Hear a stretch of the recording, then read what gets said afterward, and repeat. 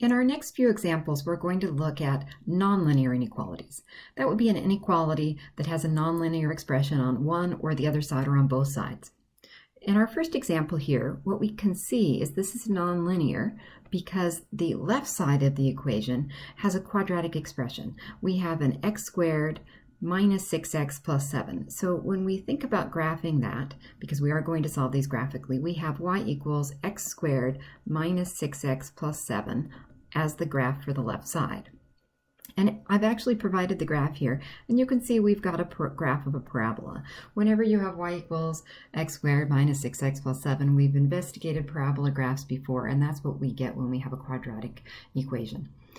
The right side is going to be a simpler equation. It would be just simply y equals 7, which is the horizontal line right here at y equals 7. So we've got both our quadratic graphed already for us and our line graphed. So both sides of this inequality. What we're curious about is when the inequality is less than 7. Now, we're going to take a look at this example, but before we do, I want to talk a little bit about nonlinear inequalities. It turns out that solving nonlinear inequalities is often not very easy to do with just plain old algebra.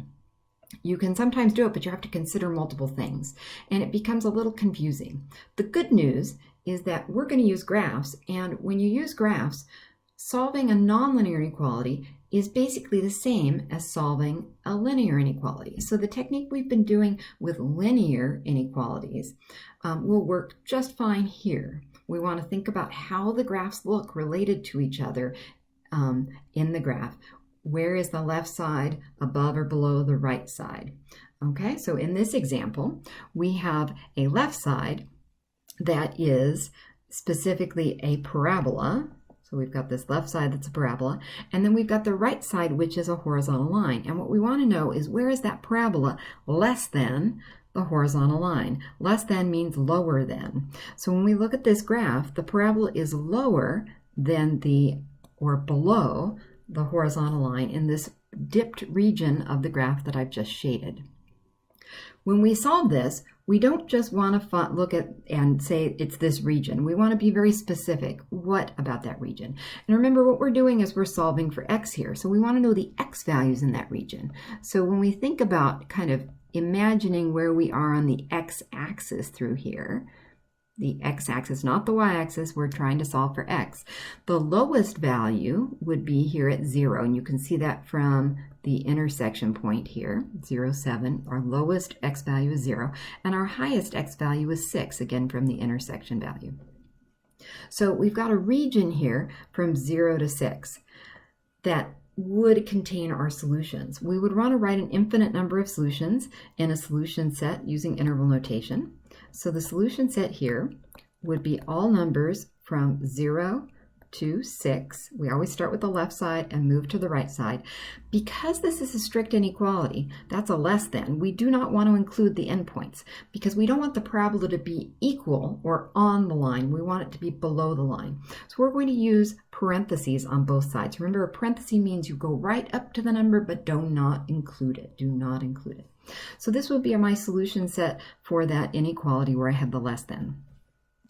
Now let's just switch the inequality around and make it a greater than. So in the second example here, it's the same two expressions on the left and the right, but now I'm saying, what if we want the parabola to be greater than or equal? Notice that equal there, to 7.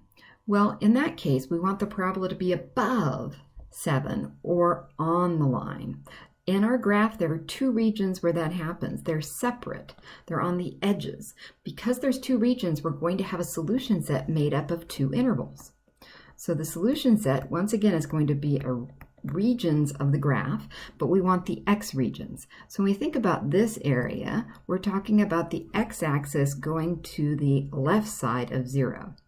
So the x-axis going to the left where we'd go all the way out to negative infinity. We're going to stop when we get to 0 here. And because we want to be equal to it, we're going to use a bracket because that inequality includes an equal, so we want to include the endpoint of 0. Because that region is separate from the region on the right, we stop the interval there and we union it with the region on the right. The region at the right starts at 6 and then moves off to the right. So the x values I'm including would be x values of 6, 7, 8, 9, etc., and every little decimal in between. So we'd be going from 6 all the way up to infinity. Notice once again I'm using a bracket there because we're going to include the endpoint. So when solving inequalities, not compound, but nonlinear inequalities, what we want to do is graph them, graph the left side and the right side, and then compare where the graphs are to each other to be able to find our regions that give us solutions.